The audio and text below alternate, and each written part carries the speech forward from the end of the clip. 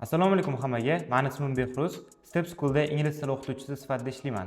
Bugun sizlar bilan noun, ya'ni o'zbek tilidagi otlar haqida gaplashamiz. Noun, boya aytganimdek, bu o'zbek tilida ot degani va ot kim nima so'rog'iga javob bo'ladi.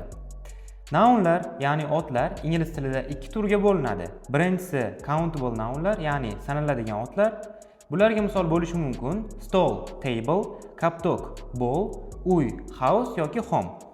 Ikkinchi turdagi otlar esa uncountable nounlar, ya'ni sanalmaydigan otlar. Bularga misol bo'lishi mumkin: shakar, sugar, un, flour, pul, money.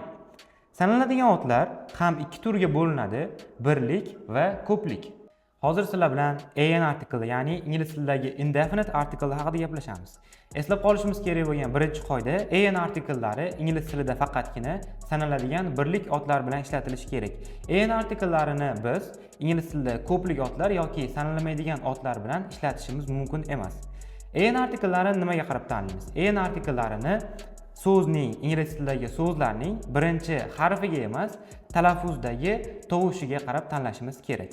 Misol uchun, undosh tovushlarga misollarni ko'rishingiz mumkin va unli tovushlarga ham a, e, I, o, u misollarni ko'rishingiz mumkin. Pastdagi misollarda esa a va n artikllari tanlangan so'zlar bor. Misollarga o'tadigan bo'lsak, apple so'zidan boshlaymiz. Apple so'zi bizda talaffuzda a unli tovush bilan boshlanganligi uchun biz artikllardan n artiklni tanlaganmiz. A baby so'zi bo'ladigan bo'lsa, talaffuzda b, ya'ni undosh tovush bilan boshlanganligi uchun artikllardan a artiklni tanlaganmiz.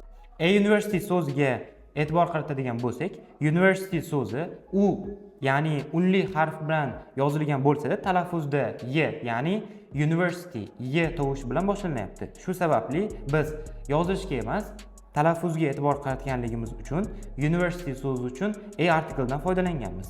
An hour bo'ladigan bo'lsa, talaffuzda hour, ya'ni a tovushi bilan boshlanganligi uchun biz artikllardan n artikldan foydalanganmiz.